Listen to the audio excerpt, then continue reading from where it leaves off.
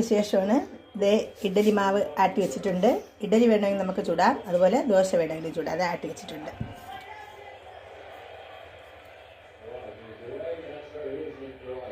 കേട്ടോ, ഇത് ഇഡ്ഡലി അല്ല, വേറെ സാധനമാണ്. ഞാൻ തുറന്ന് കാണിച്ചു തരാം.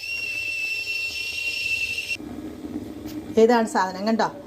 അപ്പം ഉണ്ടാക്കിയതിൻ്റെ ബാക്കി മാവ് വന്നതാണ് കേട്ടോ. അപ്പം ഞാനത് ഇതിൽ പഞ്ചസാര, പിന്നെ അണ്ടിപ്പരിപ്പ്, മുന്തിരി, ബദാം പരിപ്പ്, പിസ്ത, ഇതെല്ലാം കൂടെ, ഇതാണ് ഈ മുകളിൽ വെച്ചിരിക്കുന്ന ഈ സാധനങ്ങളാണ്, ഈ പറഞ്ഞ സാധനങ്ങൾ കേട്ടോ.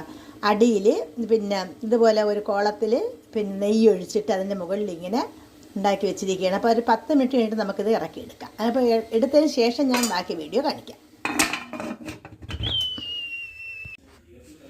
ഇതാണ് ബാക്കി വന്ന അപ്പത്തിൻ്റെ മാവ് വെച്ച് ഉണ്ടാക്കിയ സൂപ്പർ ടേസ്റ്റാണ്. അപ്പോൾ എല്ലാവരും ഒന്ന് ട്രൈ ചെയ്ത് നോക്കുക കേട്ടോ.